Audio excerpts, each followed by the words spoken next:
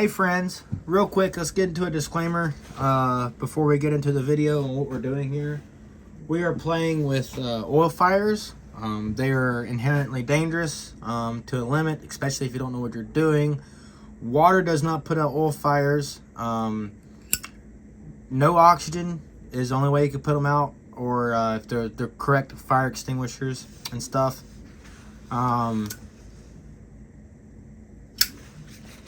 We're also taking this oil fire, or this oil, and we're converting it from an oil to a vapor, which is way more combustible than even atomized fuel.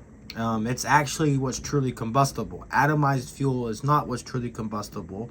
It's easier to combust with the same amount of heat spread over a greater surface area, if that makes sense.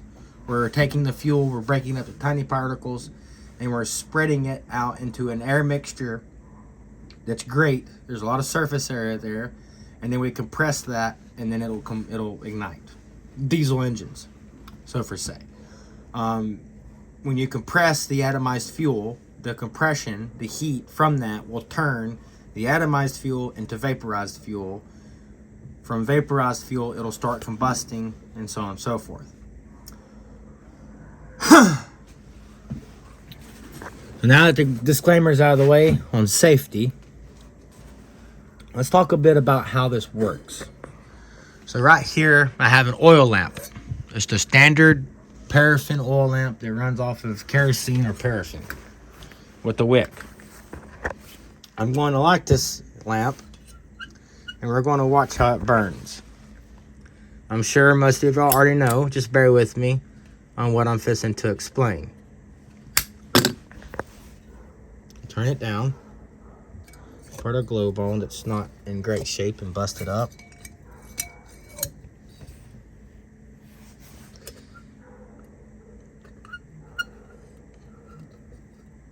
Okay. Here we have a flame that is burning yellow. There's no smoke unless we turn it up all the way, but it still burns yellow, just like a candle. Now, the main purpose of this lamp is to put off light with that yellow flame. However, this yellow flame is telling us what's going on, what's happening. The heat from the fire is taking the capillary action of the wick, and it's converting excess fuel vapor without enough air to burn that cleanly. If there was the correct amount of air, this flame would not be burning this color, it would be burning blue.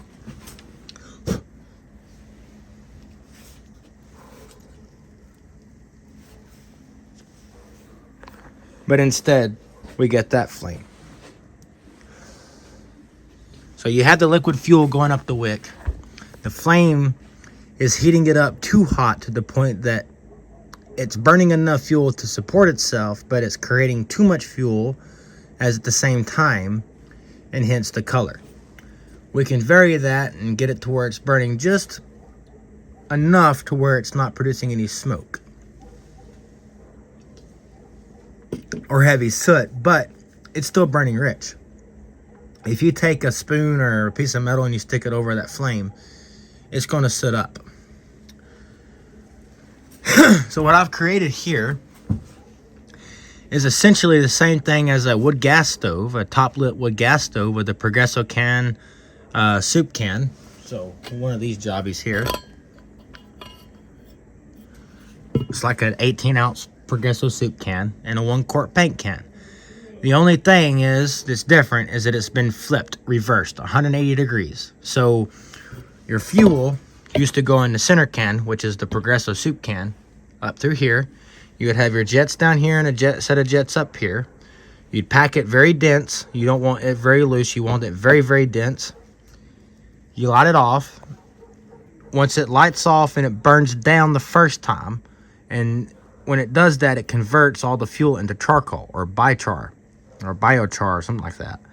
Once it does that, then it will start burning blue and very hot, but only until it turns all of your wood that's say kind of stored a green still or uncharred. It'll burn that, but it won't burn it super clean. It'll be clean, but not super clean. It'll burn kind of like that will. Still yellow, still kind of sooty because of the impurities of the fuel. When you go into liquid fuels, you get into a fuel that's more refined, more energy dense. We are essentially wanting to crack that. We want to crack that liquid state and turn it into a gas, something that is more volatile, more combustible, way more combustible. It's what's truly combustible, like I said. To do that, we need to understand how the fuel flows and what it's doing. When we burn that wick, you can actually see it. The flame is literally showing you how it's burning. It's expanding in a 3D void. The vapor, that is. So the fuel vapor, so this is our wick inside the stove here, which I'm using fiberglass right now. This would be a better one here soon. We'll talk about that more here in a minute. The fuel vapor from the wick, once we get it preheated, it doesn't go straight up. It fills and expands our void that we have created here in a 3D space. So we need to mix air proportionally with the fuel vapor, which is what we've done. We've taken our air chamber and we've drilled a bunch of jets in it around its whole surface area, circumference, whichever one you want to call it. And the jets vary to a degree, and they control our air. So if you put too many or too large, let's say, you put too many air holes in it, you will decrease your velocity coming in. You make your air holes too big, you'll decrease your velocity coming in. If you make them too big or too many, you'll get a lot of air into it, but you won't have no velocity. You won't have no oomph. The velocity is what helps the system work. So you need to keep as much velocity as possible. I don't know what happened here, but okay. So anyhow, yeah, you need to keep as much velocity as possible. Now, to understand how the velocity works, the air velocity in this stove, since we're working with natural draft, and even in engines and even in systems with forced induction, which is an engine or a heater, it doesn't matter. It's the same principle. We don't suck air in. We are creating a void that which air falls in. So the heat rising in this chamber creates a void in this chamber for air to fall in and fill this void. And then that fills the fire. If we keep that in mind, and we know what our atmospheric pressure is, which for me it's around 14 psi, if we don't drill these out too big or drill too many, we will keep our velocity high, our airflow pretty high too, or cubic feet of air, so the amount of air that's actually getting in, we'll keep that very high too. It's basically VE, volumetric efficiency. VE. It's the same thing. It's no different. It's the same formula, essentially, but we're working in open air. So yeah, that's how we get blue flame with an oil fire. Kerosene heaters do it. It's the same principle. Even if it's kerosene or diesel, it doesn't matter. It's the same fuel. It's an oil. We'll go over here to our contraption, and I'm going to figure out how to set this up such that I can show this off a bit. My battery's dying. So here's our center can that I'm going to remove. Our combustion air intake feed. So you can see the holes. So these are the largest of the bunch, and these are the smallest of the bunch, closest down here to the wick. In here, you can see our copper feed line, which, like I said, is our problem right now with our fuel feed. And our fiberglass wick, which came up with our stove center chamber coming up. I handmade this wick using Canthol and fiberglass rope out of an electric motor. so it's nothing crazy. You can use, like I said, stainless steel wool, fiberglass. It's kind of what you're wanting to aim for. You probably could use carbon felt. It can handle much higher temperatures.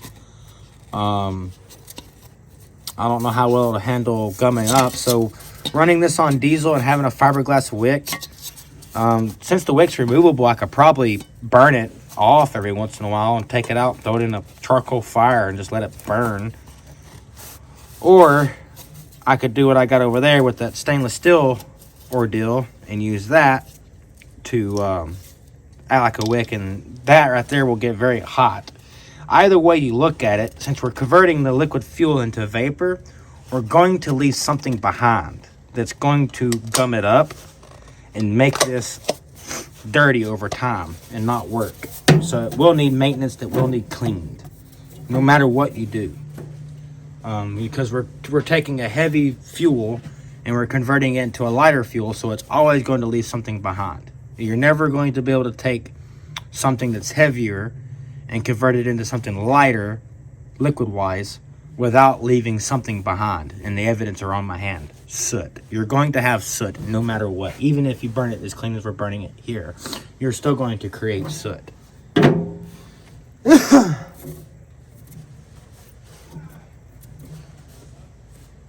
That's how it's constructed. It's very simple. It's not very complex. There's not a whole lot of math involved. There is math involved to tune it if you want to tune it. But other than that, it's very simple. It's just the same thing as a wood gas stove flipped 180 degrees. We have a fuel leak issue between where the can comes in and here, which is, I mean, look at it. You know, it's just press fit in there, and it's very tight. It might not leak if it wasn't for a little bend that's in this part right in here, in this little rim. It's right at the little bend's right in here, so it might not even leak. I don't know. I haven't got a new 1 quart paint can to try it out or anything like that, so maybe in the future. I haven't made it there yet. Funds are not easily accessible right now, so I'm kind of having to make do with what I got. We're going to fire this thing up. I'm going to hand feed it, and the way I'm going to hand feed it here, I have a little oiler with some diesel fuel in it.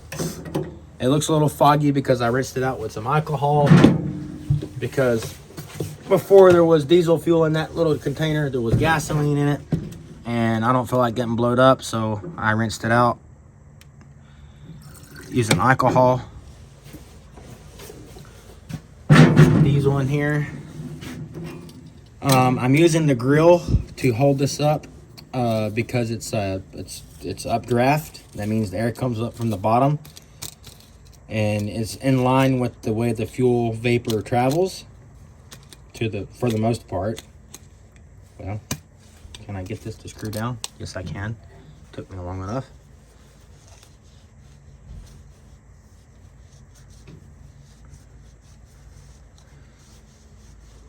So we will have to find a way to not only support the stove off the ground, but we'll have to find a way to add support to the pots, or the pot that's going to cook the food. We're going to prime it with the fuel. We're not using denatured alcohol. It can be primed right off of diesel fuel.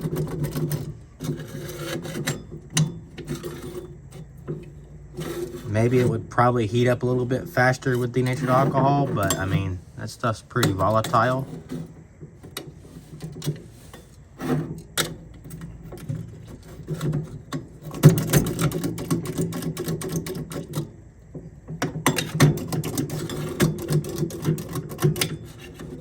This wick is about 1/2 inch in diameter, so it holds a fair amount of fuel.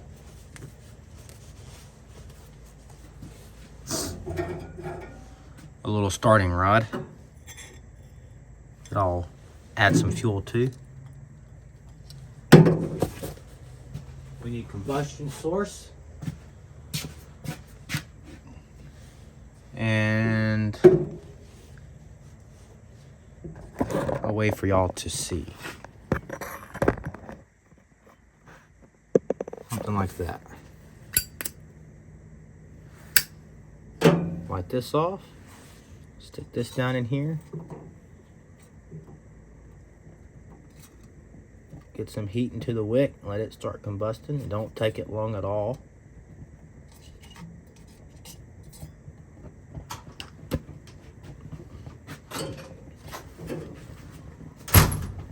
If I ever win one more tournament, I'll be in gold. Yeah. Preheating it is going to burn yellow because we're not creating any gas. It don't take it long. So I got a lot of fuel on the very top air can, so it's going to take that a second to burn off. Guess I'll go ahead and turn out the lights so we can see what's going on inside of it.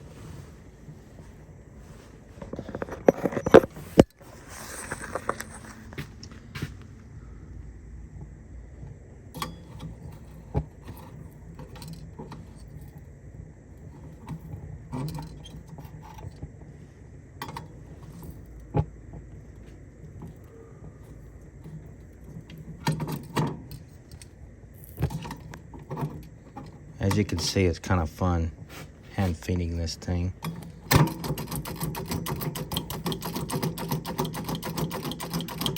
Yeah, just give it fuel.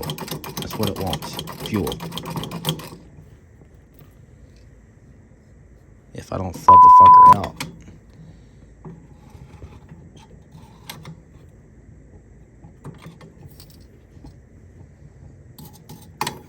We'll know it if I do.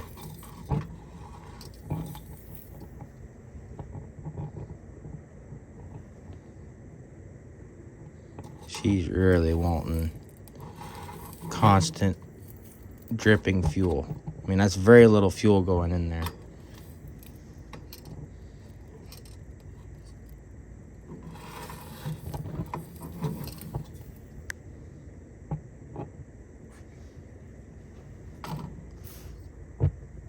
Yep, I knew that was coming.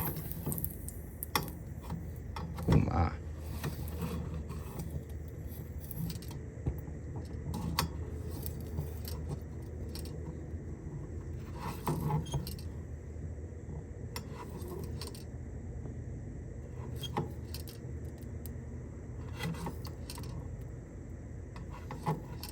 It's like a drip every second. Keeping it where I'd want it at. And that's it, because this little oiler is pretty much out of fuel to just kind of just tilt it over and let it fill it up itself. All right, now, come on. There we go. And it'll just burn out. So that's how it works. It's not very complex. Pretty simple, pretty straightforward.